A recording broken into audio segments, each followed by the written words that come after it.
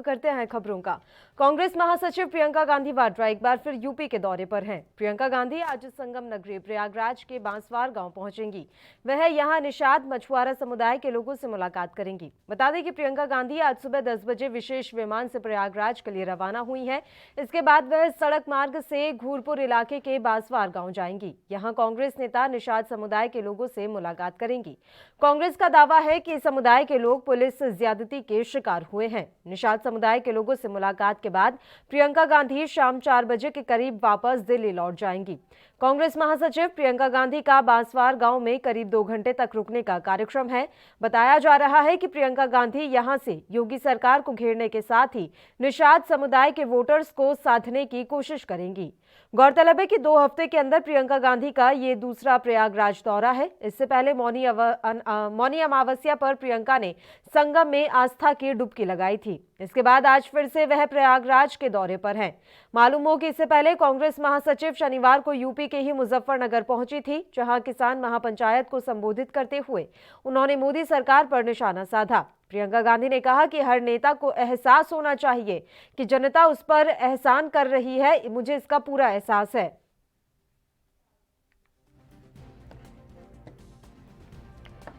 तो कांग्रेस महासचिव प्रियंका गांधी वाड्रा एक बार फिर से यूपी के दौरे पर हैं। प्रियंका गांधी आज संगम नगरी प्रयागराज के बांसवार गांव पहुंचेंगी। वह यहां निषाद मछुआरा समुदाय के लोगों से मुलाकात करेंगी। बता दें कि प्रियंका गांधी आज सुबह 10 बजे के विशेष विमान से प्रयागराज के लिए रवाना हो चुकी हैं। इसके बाद वह सड़क मार्ग से घूरपुर इलाके के बांसवार गाँव जाएंगी। यहाँ कांग्रेस नेता निषाद समुदाय के लोगों से मुलाकात करेंगी। कांग्रेस का दावा है कि समुदाय के लोग पुलिस ज्यादती के शिकार हुए हैं। निषाद समुदाय के लोगों से मुलाकात के बाद प्रियंका गांधी शाम 4 बजे के करीब वापस दिल्ली लौट जाएंगी।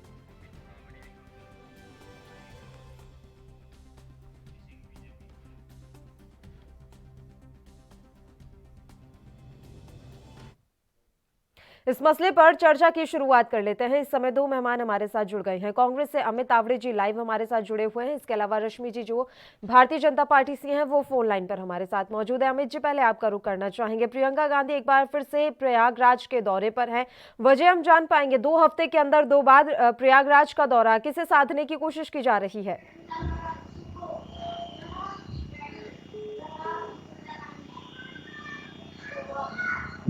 अमित जी, मेरी आवाज पहुंच रही है आप तक? अमित जी तक मेरी आवाज नहीं पहुंच पा रही है। रश्मि जी का रुख कर लेते हैं। रश्मि जी, कांग्रेस को लगता है कि निषाद समुदाय के जो लोग हैं वो पुलिस ज्यादती का शिकार हुए हैं और इसी को लेकर आज प्रियंका गांधी फिर से प्रयागराज के दौरे पर हैं। आपकी प्रतिक्रिया?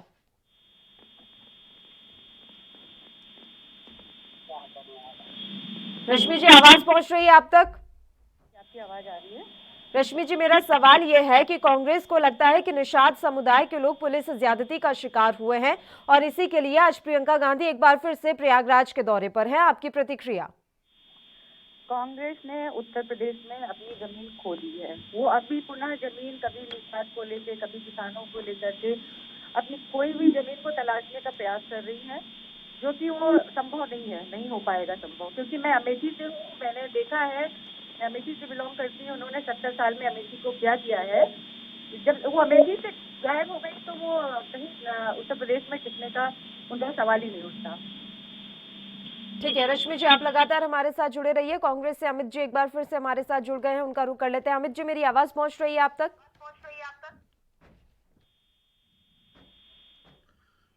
अमित जी, आवाज मिल रही है आपको? हाँ, आवाज आ रही है मुझे। अमित तावड़े जी, मेरा सवाल यह है कि कांग्रेस को ऐसा क्यों लगता है कि निषाद समुदाय के लोगों के साथ ज्यादती हुई है? देखिए, आप जब से उत्तर प्रदेश में नेतृत्व में भारतीय जनता पार्टी की सरकार आई है तो किसी की शंका नहीं होना चाहिए, क्योंकि हम यदि आंकड़ों की बात करें तो इस तरीके से दलितों के साथ वहां पर अत्याचार हो रहा है। और कुछ महीनों पहले ही जो दलित हमारी बहनों के साथ अत्याचार करके जो हत्या हो गई थी और पुलिस में किस तरीके से उनका दर्दनाक व्यवहार किया गया था उनके साथ, और इस चीज को छुपाने के लिए आप मीडिया साथियों के साथ भी किस तरीके से दुर्व्यवहार हुआ था महिला पत्रकार के साथ, पूरे देश ने देखा था। तो जब से इनकी सरकार आई है, क्यों आखिर ऐसी घटनाएं हो रही हैं, क्यों इन पे लगाम नहीं लगाई जा रही है, क्यों वहाँ पे दलित अल्पसंख्यक जो है लगातार परेशानी के दौर से गुजर रहा है, ये तो आंकड़े बता रहे हैं। इसमें कांग्रेस पार्टी नहीं कह रही है, कांग्रेस पार्टी की तो वहाँ सरकार है नहीं, प्रियंका गांधी जी वहाँ पर मुख्यमंत्री तो ऐसा नहीं है कि वो हो। और यदि प्रियंका जी के नेतृत्व में लोगों की एक आवाज निकलकर सामने आ रही है, लोग ये चाहते हैं कि प्रियंका गांधी जी जो है शोषितों पीड़ितों की वहां पर आवाज बने, तो मुझे लगता है कि किसी भी पार्टी को दिक्कत नहीं होना चाहिए। योगी जी जो है वो आज दिल्ली में जैसे इंटर करेंगे तो बड़े बड़े विज्ञापन लगे हुए हैं मोदी जी योगी जी के, उत्तर प्रदेश सरकार ये कर रही है वो कर रही है। अरे भाई, आप अपने प्रदेश की महिलाओं को, दलित बहनों को, अल्पसंख्यकों को सुरक्षा तो प्रदान कर नहीं पा रहे हैं। आपकी पुलिस का जो है दर्दनाक चेहरा पूरे देश का विदेशों तक में शर्मसार किया है उसने। तो ये सिर्फ दिखावे की सरकार है। दलितों के प्रति, अल्पसंख्यकों के प्रति, शोषित पीड़ितों के प्रति इनका क्या चेहरा है, इनके खाने के दांत अलग हैं, दिखाने के दांत अलग हैं। मैं फिर से मांग करूंगा आपके चैनल के माध्यम से योगी जी से, भारतीय जनता पार्टी की सरकार से, कि उत्तर प्रदेश में हर इंसान जो है परेशान है, चारों तरफ हाहाकार मचा हुआ है, कानून व्यवस्था पूरी तरीके से चौपट हो चुकी है। यदि योगी जी जो है पे छोड़कर यदि वास्तविक धरातल पर उतरेंगे तो उत्तर प्रदेश की सरकार को अपनों के बीच जाना चाहिए। जिन्होंने उनको वोट देकर सरकार तक पहुंचाया है, उन लोगों की आवाज सुनना चाहिए। ठीक है, रश्मि सिंह जी बोलिए, साफ तौर पर कह रहे हैं अमित जी के बीजेपी के जो दांत हैं वो दिखाने के और हैं और खाने के कुछ और हैं। बीजेपी जो है तुष्टीकरण की राजनीति नहीं करती है। बीजेपी के सामने कोई दलित, अल्पसंख्यक, किसी भी समुदाय का हो, उसके साथ समान व्यवहार होता है और जो दोषी है उनको सजा मिलती है। और ये योगी जी ने, माननीय योगी जी ने ये उत्तर प्रदेश में इसको प्रूव करके दिखाया है। यहाँ पे कोई भी जात, धर्म, प्रांत और सेक्स की बात नहीं होती है। जो भी जुर्म करता है उसको तुरंत उसकी सजा दी जाती है। मैं इस कांग्रेस की इस बात से मैं बिल्कुल सहमत नहीं हूँ। मैं भी, क्योंकि मैं भी एक महिला हूँ, मैं रात बिरात चलती हूँ, क्षेत्र में चलती हूँ, मुझे तो लगता है कि मैं बहुत सेफ हूँ उत्तर प्रदेश में। तो जो रोजाना नए नए मामले सामने आ रहे हैं रश्मि जी उत्तर प्रदेश से, वो फिर क्या है? देखिए, क्राइम होता है, लेकिन क्राइम के बाद अगर उसकी सजा ना दी जाए तब मैं मानती हूँ कि इसमें सरकार की गलती है। जब क्राइम होता है तो उसकी सजा तुरंत योगी जी उसको देते हैं। वो इसमें विचार नहीं करते हैं कि वो दलित है या वो अल्पसंख्यक है। वो जो जिस तरह से ये समाज को बांटने का प्रयास करते हैं, दलित के नाम पे, अल्पसंख्यक के नाम पे, या सेकुलर बनने का प्रयास करते हैं, ऐसा नहीं है। यहाँ पे समान व्यवहार सबके साथ होता है। अगर कोई गलत करेगा तो उसके साथ उसी तरह का व्यवहार होगा। अमित जी, लगातार प्रयागराज के दौरे पर प्रियंका गांधी जा रही है। 2 हफ्ते में ये दूसरी बार है जब वो प्रयागराज पहुंच रही है। प्रयागराज ही क्यों? बड़ा सवाल है। एक बार फिर से प्रयागराज के दौरे पर जाने की जरूरत क्यों? देखिए, प्रियंका गांधी जी उत्तर प्रदेश का ही नहीं, एक पूरे देश का एक चेहरा है, युवाओं की आवाज है। और जैसे भारतीय जनता पार्टी के नेता बोलते हैं कि 60 साल में क्या किया, 70 साल में क्या किया, अमेठी की बात होती है, रायबरेली की बात होती है, मुझे लगता है कि उन लोगों ने जो है गांधी परिवार का इतिहास नहीं पढ़ा है। तो गांधी परिवार का इतिहास का अध्ययन करना चाहिए। और गांधी परिवार का जो देश के लिए शहादत का, बलिदान का जो एक लंबा चौड़ा इतिहास है, उसके तहत उसी परंपरा को जो है प्रियंका गांधी जी निभा रही हैं। और जब उत्तर प्रदेश में चारों तरफ कानून व्यवस्था चौपट है, हर व्यक्ति परेशान है, चाहे किसान परेशान हो, चाहे वहाँ पे बेरोजगारी की उत्तर प्रदेश में हम बात कर लें, क्योंकि योगी जी एक बाहर के होने के बाद भी उत्तर प्रदेश की जनता ने उनके ऊपर बड़ा भरोसे के साथ विश्वास किया था कि भाई हो सकता है वहाँ पर ये राम राज्य लेकर आएंगे, सभी लोगों को रोजगार मिलेगा, महिलाओं की स्थिति अच्छी होगी, कानून व्यवस्था अच्छी होगी। लेकिन किसी भी क्षेत्र में वो सकारात्मक तौर पर अपने परिणाम नहीं दे पाए। तो यदि ये स्थिति है तो विपक्षी दल होने के नाते प्रियंका जी यदि पूरे उत्तर प्रदेश का दौरा कर रही हैं, लोगों से मिल रही हैं, और आप देखिए कि कितनी भारी भीड़ जो है वो प्रियंका गांधी जी की सभाओं में आ रही है, जहां भी वो मिलने जा मेरा रही एक हैं। सवाल है अमित तावड़े जी, देखिए अभी हाल ही में जो उत्तर प्रदेश में उपचुनाव हुए थे उसमें आपने भी देखा कि किसको कितनी सीटें मिली, किसका क्या कुछ प्रदर्शन रहा। ऐसे में सवाल बड़ा अहम है, चाहे वो महिला सुरक्षा का मुद्दा हो, किसानों का मुद्दा हो या निषाद समुदाय का मुद्दा हो, क्या इन मुद्दों के सहारे कांग्रेस अपनी पैठ मजबूत कर पाएगी? क्योंकि उत्तर प्रदेश में कुछ ही जो है समय में चुनाव भी होने हैं, तो ऐसे में जो कवायद है वो साफ तौर पर देखी जा रही है। इन मुद्दों के सहारे आप अपनी नैया पार कर पाएंगे? देखिए, मैं थोड़ा सा आपकी इस बात से असहमत हूँ जी। इन सब बातों का चुनावी नैया से या चुनावी नैया पार लगाने से कोई मतलब नहीं है। मैं तो आपसे पूछना चाहता हूँ, क्योंकि आप बहुत समय से पत्रकारिता कर रही हैं और आपका पत्रकारिता के क्षेत्र में अच्छा नाम है, क्या उत्तर प्रदेश में आंकड़े क्या कहते हैं कानून व्यवस्था के? मैं आपसे पूछना चाहता हूँ। प्रतिदिन कितने अपराध उत्तर प्रदेश में हो रहे हैं, ये मैं आपसे पूछना चाहता हूँ। महिलाओं की क्या स्थिति है उत्तर प्रदेश में, मैं आपसे पूछना चाहता हूँ। दलितों के प्रति कितने अपराध हुए हैं, मैं आपसे पूछना चाहता हूँ। बेरोजगारी की क्या स्थिति है उत्तर प्रदेश में इनकी सरकार के आने के बाद, मैं आपसे पूछना चाहता हूँ। तो ये सब चीजें तो हो रही है ना, ये तो दिख रही है, इसका चुनावों से क्या मतलब है? यदि कहीं पे कोई परेशानी हो रही है और लोग परेशान हैं, लोगों से वोट लेकर उनको ये लग रहा है जनता को कि हमको छला गया है, जो हमसे वादे किए गए थे, चाहे प्रदेश सरकार की बात करें या भारत सरकार की बात करें, चाहे वही मैं फिर से कहूंगा तो वो समय बेकार करने जैसी बात होगी कि 15 लाख का वादा हो, पेट्रोल डीजल का वादा हो। आज महंगाई की स्थिति आप देखिए, गैस की टंकी के आप दाम देखिए, तो चारों तरफ हाहाकार मचा हुआ है। और मोदी जी और योगी जी दोनों की दोनों विज्ञापनों की सरकार चला रहे हैं। ऐसे में यदि प्रमुख विपक्षी दल की नेता होने के नाते प्रियंका गांधी जी अपने क्षेत्र के लोगों से मिलने जा रही हैं, क्योंकि उत्तर प्रदेश से गांधी परिवार का एक पुराना नाता रहा है, कोई ऐसा नहीं है कि वो योगी जी की तरह कहीं बाहर से आई हो। उत्तर प्रदेश से तो उनका पुश्तैनी नाता रहा है। चाहे इंदिरा जी की बात कर लें, जवाहर जी की बात कर लें, हम राजीव जी की बात कर लें, तो इसमें कोई बड़ी बात नहीं है। अपने लोगों से मिलना, परेशानी के समय अपने लोगों के बीच जाना, ये गांधी परिवार का पुराना इतिहास रहा है और उसी परंपरा का निर्वहन जो है प्रियंका गांधी जी कर रहे हैं। रश्मि सिंह जी, आप लोग चुनाव लड़ते हैं सेंटिमेंट्स पर, देखिए राम मंदिर का मुद्दा ले आए, राष्ट्रभक्ति का मुद्दा ले आए, देशभक्ति का, ये तमाम मुद्दों पर आप लोग जो है इस पर ज्यादा आप लोगों का फोकस रहता है। वहीं कांग्रेस के जो प्रवक्ता बैठे हैं उनकी बातों से लग रहा है कि अब की बार चुनाव में वो यही उठाएंगे कि उत्तर प्रदेश में कानून किस तरीके से है इस समय, इसके अलावा बेरोजगारी पर वो बात कर रहे हैं, इसके अलावा महिला सुरक्षा पर वो बात कर रहे हैं, अपराधों पर बात कर रहे हैं, दलित कुचले लोगों के बारे में वो बात कर रहे हैं। तो पलड़ा किसका भारी ज्यादा है? पुरानी बात से पहले मैं जवाब देना चाहूंगी। ये कह रहे थे कि अमेठी में गांधी परिवार ने बहुत कुछ दिया है, तो मुझे ये नहीं समझ में आया कि पिछले चुनाव में फिर अमेठी छोड़ के या उत्तर प्रदेश छोड़ के राहुल गांधी साउथ क्यों भाग गए। और उन्होंने जो अभी बताया कि अमेठी से और राम राज्य आएगा जो उत्तर प्रदेश में, तो हमने वो प्रूव किया है। हमने राम मंदिर का निर्माण हम करा रहे हैं, हम राम राज्य ला रहे हैं। तो सुप्रीम कोर्ट के आदेश से हो रहा है ना रश्मि जी, राम मंदिर का तो निर्माण।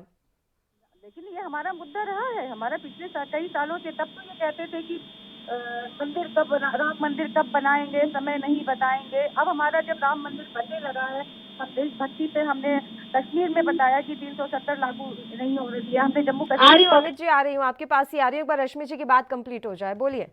भारत सरकार जो हमने वादे किए थे, चाहे वो 370 का मुद्दा हो, चाहे राम मंदिर का मुद्दा हो, चाहे राष्ट्रभक्ति का मुद्दा हो, चाहे देशभक्ति का मुद्दा हो, वो हमने करके दिखाया है और हम कर रहे हैं।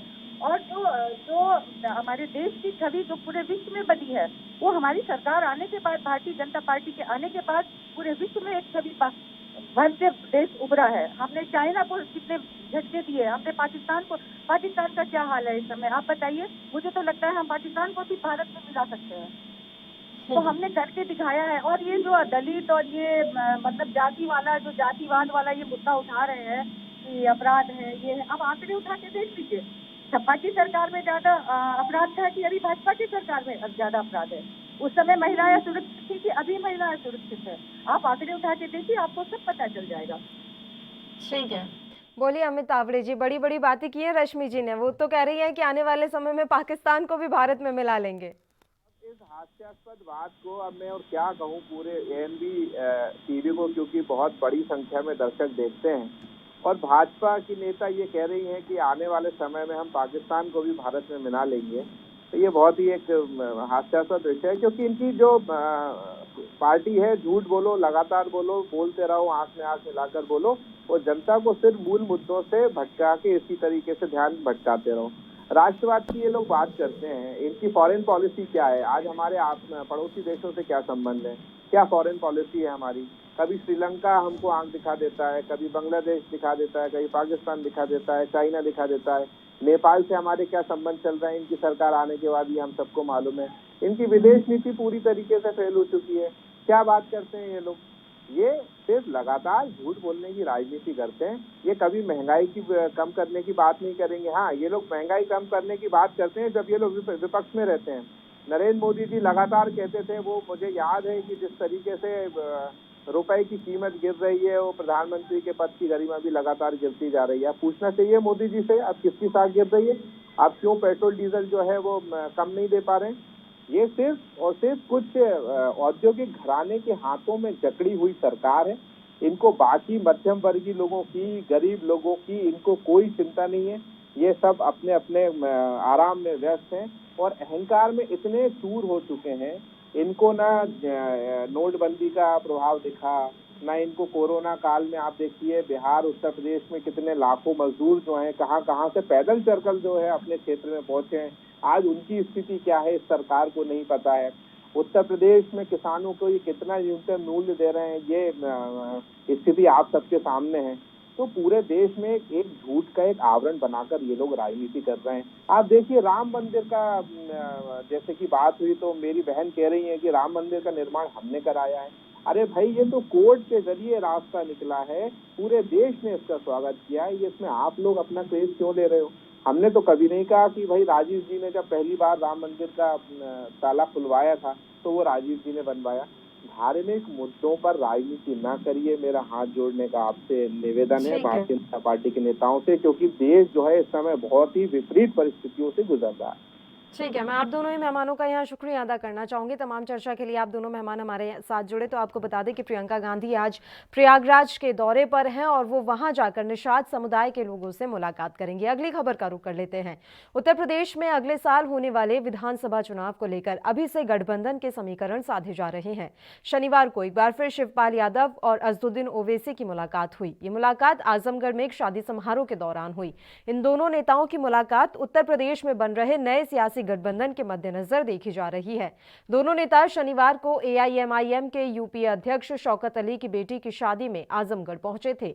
माहुल कस्बे के रफी अहमद कॉलेज में आयोजित शादी समारोह में दोनों नेताओं की काफी देर तक बातचीत चली। माना जा रहा है कि ये मुलाकात गठबंधन के लिहाज से काफी अहम है। बता दें कि सपा से नाता तोड़कर अलग हो चुके प्रगतिशील समाजवादी पार्टी के अध्यक्ष शिवपाल यादव ने 2022 विधानसभा चुनाव के लिए गैर भाजपावाद का नारा दिया है। उन्होंने कहा कि समाजवादियों ने समाज के दम पर 4 बार सरकार बनाई।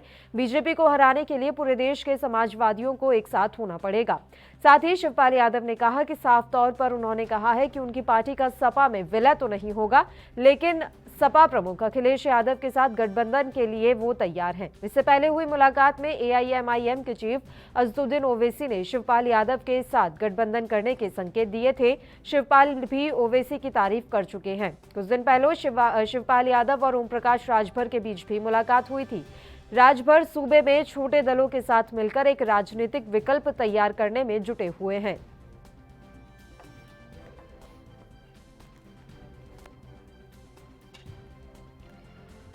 तो उत्तर प्रदेश में अगले साल होने वाले विधानसभा चुनाव को लेकर अभी से गठबंधन के समीकरण साधे जा रहे हैं। शनिवार को एक बार फिर शिवपाल यादव और अजदुद्दीन ओवैसी की मुलाकात हुई। ये मुलाकात आजमगढ़ में एक शादी समारोह के दौरान हुई। इन दोनों नेताओं की मुलाकात उत्तर प्रदेश में बन रहे नए सियासी गठबंधन के मद्देनजर देखी जा रही है। दोनों नेता शनिवार को एआईएमआईएम के यूपी अध्यक्ष शौकत अली की बेटी की शादी में आजमगढ़ पहुंचे थे। माहुल कस्बे के रफी अहमद कॉलेज में आयोजित शादी समारोह में दोनों नेताओं की काफी देर तक बातचीत चली। माना जा रहा है कि ये मुलाकात गठबंधन के लिहाज से अहम है। बता दें कि सपा से नाता तोड़कर अलग हो चुके प्रगतिशील समाजवादी पार्टी के अध्यक्ष शिवपाल यादव ने 2022 विधानसभा चुनाव के लिए गैर भाजपावाद का नारा दिया।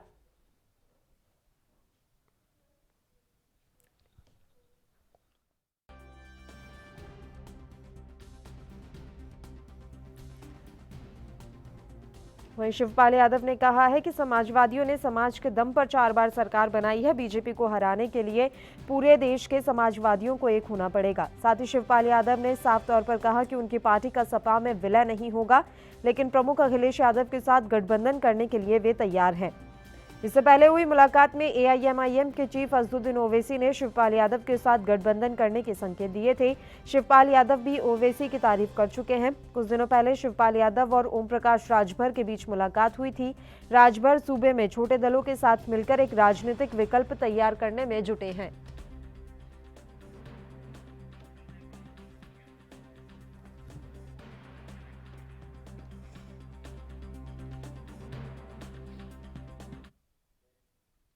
और इस मसले पर चर्चा के लिए political expert doctor Nepal Singh इस समय हमारे साथ लाइव जुड़ गए हैं। डॉक्टर सिंह, स्वागत है आपका एएनबी न्यूज पर। सर, सीधा सा सवाल है, आप ये मुलाकात किस तरीके से देख रहे हैं? शिवपाल यादव और असदुद्दीन ओवैसी के बीच में जो आजमगढ़ में मुलाकात हुई है, गठबंधन के लिहाज से आप इसे किस तरीके से देख रहे हैं? धन्यवाद पल्लवी जी। ऐसे तो मुलाकात ये बड़ी स्वाभाविक सी मुलाकात थी, क्योंकि एक शादी समारोह था और वो दोनों की राजनीतिक जो वोट है या राजनीतिक जो जनाधार है वो एक ही है, तो इसमें कोई अप्रत्याशित कुछ नहीं था। लेकिन जहां तक संभावनाओं की बात है, राजनीति हमेशा संभावना का एक क्षेत्र रहता है। लेकिन मेरा ये मानना है कि सबसे बड़ी बात जो उत्तर प्रदेश में निकलेगी वो ये निकलेगी कि विपक्ष का इकट्ठा किस मुद्दे पर होंगे। अभी जो मेजर मुद्दा यूपी में चल रहा है वो चल रहा है किसान का। बिल्कुल, किसान का मुद्दा सिर्फ पश्चिमी उत्तर प्रदेश तक ही अभी सीमित है। उसमें राष्ट्रीय लोकदल की भूमिका ज्यादा है, न कि सपा की भूमिका है, न अदर दूसरी भूमिका है। तो यदि ये मुद्दा बढ़ता है पूरे उत्तर प्रदेश में, तो उसके लिए अलग एक रणनीति जो है विभिन्न पार्टियां बनाएंगी। पल्लवी जी, मैं आपको स्पष्ट करना चाहता हूं कि राजनीतिक पार्टी जब कोई भी गठबंधन बनाती है तो उसके पीछे उनकी मंशा बहुत क्लियर होती है। और कोई भी पार्टी, जैसे अखिलेश यादव है, वो एक बड़ी पार्टी है, कभी भी ऐसा स्कोप दूसरों के लिए जनरेट नहीं करना चाहेंगे जिससे कि वो एक दिन कांग्रेस वाली हालत में आ जाए। क्योंकि यदि वो किसी छोटे दल को बढ़ाएंगे तो एक दिन स्वाभाविक है कि वो भी, जैसे कांग्रेस ने गलतियां की थी, छोटे छोटे दलों को बढ़ा बढ़ा के आगे किया था, वो एक हार को स्वीकार नहीं कर पाए तो उनको 15 हार अगली स्वीकार करनी पड़ी। आप यूपी में देखिए, यदि भाजपा ने मायावती को पहली बार समर्थन नहीं दिया होता तो शायद मायावती इतनी बड़ी नेता नहीं बनती। बिल्कुल, इसलिए अखिलेश जी बहुत सोच समझ के उठाएंगे। इसलिए प्रियंका गांधी बहुत दौरे कर रही हैं, इसलिए कि ताकि कांग्रेस कहीं हाशिए पर न चली जाए। अब जब चारों चीज इकट्ठी होंगी, सपा इकट्ठा होगी, सपा का फ्रैक्शन इकट्ठा, शिवपाल यादव इकट्ठा होगा, ओवैसी जी इकट्ठा होंगे, कांग्रेस आएगी, राष्ट्रीय लोकदल आएगा, तो समाजवादी पार्टी कितनी सीट बचेगी? ये मुद्दा बहुत ही महत्वपूर्ण जब बनेगा, जब वोटों का कहीं ना कहीं ध्रुवीकरण होना शुरू होगा। और इसमें भी चुनाव में समय है। किसान मुद्दे पर यदि ध्रुवीकरण होता है तो वो किसी राष्ट्रीय पार्टी के साथ होगा, न कि किसी क्षेत्रीय पार्टी के साथ। बिल्कुल, लेकिन ओम प्रकाश राजभर यही कोशिश कर रहे हैं डॉक्टर सिंह कि जो छोटे छोटे राजनीतिक दल हैं उनको इकट्ठा करके एक नया विकल्प तैयार कर लिया जाए। इतना आसान नजर आ रहा है। हो सकता है कि चुनावों के मद्देनजर ये राजनीतिक दल इकट्ठे हो भी जाएं, लेकिन भविष्य क्या है इस गठबंधन का? कुछ नहीं है। भविष्य में फिर वही होता है। पहले ये सब चीज देखिए, भाजपा की बड़ी रणनीति होगी, जितने छोटे छोटे दल है बिखरे रहे। तो जितना बिखराव छोटे दलों में रहेगा, जितनी वो वोट एक दूसरे काटेंगे। यदि राजभर भाजपा के साथ नहीं आ सकते तो अच्छा है वो कांग्रेस की वोट काटे या वो सपा के साथ ना जुड़े, तो उनकी अपनी एक अलग पॉलिसी रहेगी। और ओवैसी को सभी लोग ब्रांडिंग करते हैं, मैं ऐसा नहीं मानता हूं कि ओवैसी अपनी बहुत दूरदृष्टि के रूप से चल रहे हैं अपनी पार्टी को खड़ा करने। उनका एक मकसद है कि मुझे अपनी वोटर को इकट्ठा करना है और बाकी पार्टियों से हटाना है। लेकिन फिर भी लोग मानते हैं कि ओवैसी जहां जाते हैं वो भाजपा को फेवर करते हैं और भाजपा की वोट को जो है वो बढ़ाते हैं, क्योंकि दूसरी वोटर को काटते हैं। तो भाजपा चाहेगी यदि कोई छोटा दल उनके साथ नहीं मिल सकता तो बिखराव में रहे, इकट्ठा ना हो पाए, और यदि इकट्ठा हो तो भी बिखराव में रहे। अब देखिए, पश्चिम में आपसे जो है अपना दल वोट मांगेगा, राष्ट्रीय लोकदल वोट मांगेगा और कांग्रेस मांगेगी और सपा मांगेगी। बीच में राजभर जी की पार्टी भी आएंगी, उधर ओवैसी भी आएंगे। तो ये एक बहुत ही सिचुएशन ऐसी होगी जो भाजपा के फेवर में जाएगी। बिल्कुल, यहाँ पर सिचुएशन इस समय हम देख रहे हैं कि किस तरीके से क्रिटिकल बनती जा रही है। खैर, राजनीति तो संभावनाओं का ही खेल है। बहुत बहुत शुक्रिया डॉक्टर सिंह, आप हमारे साथ जुड़े तमाम चर्चा के लिए। तो आपको बता दें कि शिवपाल यादव और असदुद्दीन ओवैसी की जो ये मुलाकात हुई है वो गठबंधन के लिहाज से काफी अहम मानी जा रही है। ये तो आने वाला वक्त ही बताएगा कि क्या इन दोनों पार्टियों के बीच में गठबंधन होता है या नहीं। इसी के साथ इस बुलेटिन में इतना ही। मुझे दीजिए इजाजत। देश प्रदेश के तमाम ताजा और अहम खबरों के लिए आप देखते रहिए एएनबी न्यूज। नमस्कार।